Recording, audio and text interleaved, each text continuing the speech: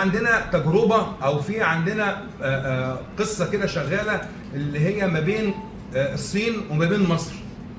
هل العلاقه اللي بتحصل ما بين الصين وما بين مصر دي هل هي تحت بند التحالف ولا هي تحت بند استنساخ التجربه الصينيه؟ تفتكروا ايه؟ يعني هل هي استنساخ للتجربه الصينيه اللي هي بدات في السبعينات، ولا هي تحالف ما بين الصين وما بين مصر للاستفاده في امور كتير جدا؟ انا حابب ان انا اوضح بس لحضراتكم ان الدنيا في العالم كله طبعا، وفي اساتذتنا موجودين بيتكلموا في الكلام ده، بيحكم العالم كله المصلحه. صح كده؟ صح. هي المصلحه الوحيده اللي بتحكم اي دوله بدوله ثانيه، اي علاقه، اي كيان بكيان، العلاقه هي في المصلحه، وعندما تتحقق المصلحه تتغير التحالفات. يعني انا مش شرط ان انا بتحالف معاك النهارده فانت معايا في كل التحالفات اللي جايه، انا مصلحتي فين؟ النموذج الكبير قوي اللي موجود دلوقتي ما بين الاتحاد اللي بتاع ما بين الصين وما بين مصر نموذج خطير جدا، نموذج لازم نقعد عنده كتير. انا بقول ليه؟ انا بقول لكم ده عشان انتوا تفتحوا بعد كده وتقروا عنه، لانه نموذج فريد، نموذج فيه بيدمج ما بين نقل التجربه الصينيه، وفي نفس الوقت هو يقع تحت بند التحالف، وفي نفس الوقت يقع تحت بند ايه؟ المصالح. طب احنا بنربط ده ازاي؟ الصين يمكن حضراتكم انا قلنا الكلام ده قبل كده، عندنا مشروع ضخم جدا جدا جدا اسمه ايه؟ طريق الحرير. المشروع الضخم ده هي ادرجت المشروع ده في الدستور الصيني نفسه. يعني في 2017 تم ادراج هذا المشروع في الدستور، فاصبح جزء لا يتجزأ من الدوله والكيان الصيني. التجربه دي بيتكلم هما المغزى منه ايه؟ ان هم يعملوا غزو اقتصادي للعالم، لاوروبا وافريقيا تحديدا. تمام كده؟ طب البوابه الرئيسيه عشان تخش افريقيا مين؟ مصر. طب مصر لو مش جاهزه، لو انا دلوقتي المشروع دوت هم رصدوا له 700 مليار دولار للبنيه التحتيه بس. يعني عشان يساهموا في البنيه التحتيه رصدوا حوالي 700 مليار. تمام؟ طيب انا كصين عايز اعمل ايه؟ عايز اغزو العالم بالمنتج بتاعي، بالصناعات بتاعتي، سواء كانت الصناعات المدنيه او العسكريه. تمام كده؟ عشان نربط بس الاحداث ببعضيها. فانت عندك ايه؟ قال لك طريق الحرير ده عشان يتعمل انا محتاج جزء بيمشي في البر، وجزء بيمشي في البحر، وجزء محتاج طرق يعني قطارات وحاجات زي كده، لان هو عشان يخش وينقل من هنا لهنا محتاج حاجات كتير جدا. فبالتالي هم كانوا همهم الكبير ان ازاي يستفيدوا من الموقع الاستراتيجي للدولة المصرية، وان يبقى مصر هي الركيزة والمفتاح والبوابة للعالم الاخر ده. تمام؟ طب السؤال بقى اللي احنا بنطرحه على نفسينا، طب لو مصر مش جاهزة هيبقى الوضع ايه؟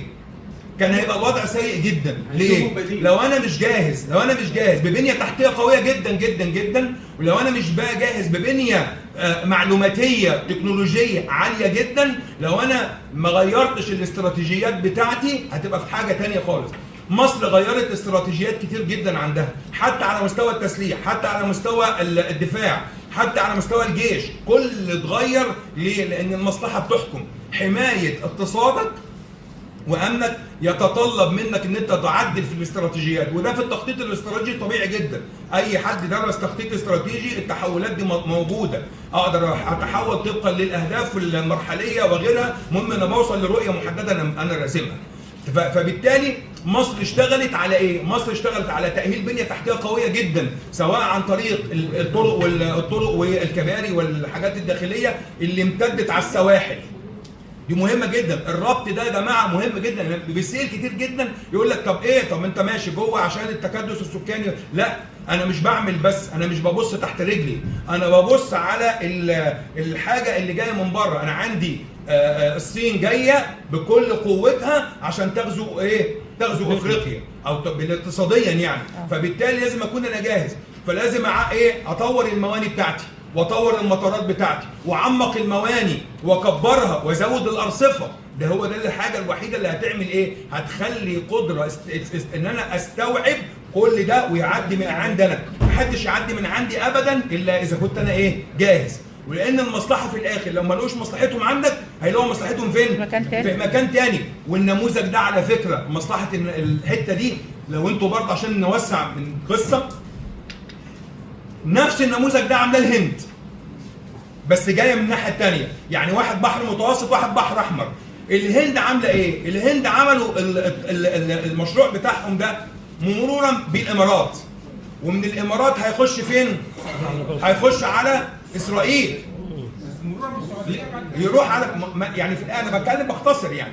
فانت في الاخر هو هيعديك على فين؟ لان انت قال لك ان انت مش جاهز، لا عندك ميناء العريش ما كانش جاهز، مطار العريش ما كانش جاهز، المنطقه دي ما كانتش جاهزه. فاحنا عملنا ايه؟ طورنا ميناء العريش، طورنا المطار العريش، طورنا المنطقه دي كلها، يعني سيناء دي اتطورت بالكامل، سواء طرق. مش ملاحظين ان القطار اول مره يروح المناطق دي؟ فعلا. القطار السريع اللي اتعمل كل الناس بتسال ايه فايده؟ انا بقول لكم العائد من اللي بيحصل. انا بستقبل حجم استثمارات بالمليارات الدولارات، يعني حجم استثمارات يفوق اي حاجه. فبالتالي انا لو ما كنتش جاهز وابقى لاعب اساسي في هذه المعركه، لو انا مش لاعب اساسي في هذه المعركه هبقى انا واحد من اللي بيتلعب بيه. مظبوط ولا غلط؟ فانا حابب ان حضراتكم نتعمق شويه في موضوع التجربه الصينيه، ونتعمق في التجربه العلاقه ما بين مصر والصين. ولازم نشوف، طب هو السؤال، هل بس الصين عايزانا نبقى احنا مسوقين او ان احنا نساهم في عمليه الاقتصاد المدني بس، ولا العسكري كمان؟ عسكري. لو انتوا تلاحظوا في تحالف دلوقتي ما بين مصر والصين، وعملوا ايه؟ وعملوا مناوره. المناوره دي لوحدها تدرس. ليه؟ لان انت النهارده العالم كله، انا دايما بنقول ايه؟ مش احنا بنقول عندنا في المؤسسه خلي عملك رسولك؟ طب يعني لازم تشوف عشان تحكم.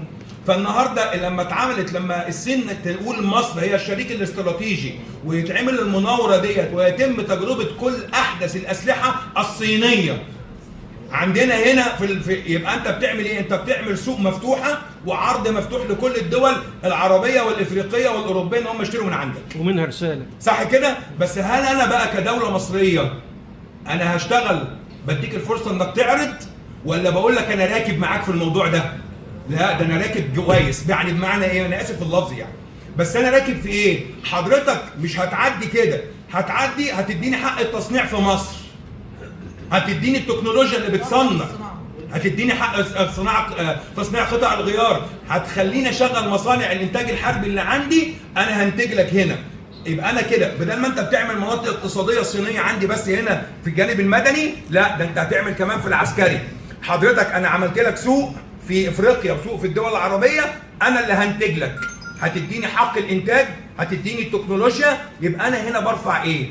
برفع القدره الاقتصاديه للدوله المصريه بمليارات. وخلي بالكم كل حاجه في بدايتها لما بتتبني بتبقى تقيله وصعبه. اول ما العجله بتدور وتمشي الدنيا بتبقى سهله. انت لو بتزق عربيه ولسه ما اتحركتش بتبقى تقيل. اول ما العجله بتمشي ايه اللي بيحصل؟ بتجري، اي حد بيلمسها بيجري. مظبوط ولا كلام غلط؟ فبالتالي مصر عملت ايه؟ مصر، والكلام ده على فكره عاوز اقول لكم يعني لما نقعد نتامل الواحد بيتجنن والله من عشان يجمع ده كله. لان انا عندي في جزء بنتكلم في المشروعات القوميه، فلما بتجمع ده كله امبارح كان في تقرير عن بتاع دوت كوريا الجنوبيه ومصر في التسليح، تطوير التسليح واستفاده مصر من التسليح الكوري الجنوبي، وازاي مصر خدت من كوريا الجنوبيه حق تصنيع الطيران والمعدات الحربيه والتكنولوجيا من غير ما تاخد اذن. يعني بقى الاتفاقات انا مش لازم اخد اذنك، مش لازم اخد اذنك عشان هصدر ولا هعمل.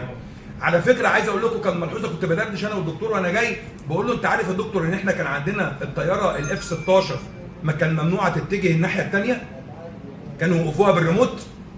احنا الكلام ده يعني انت بتاخد الاذن طياراتك هتطلع يمين ولا شمال باذن. النهارده احنا ما عندناش، عندنا حريه في القرار، حريه في الاستراتيجيه بتاعتنا اللي اخترناها، احنا اصحاب القرار بما ان النهارده عندنا صناع القرار. صح كده؟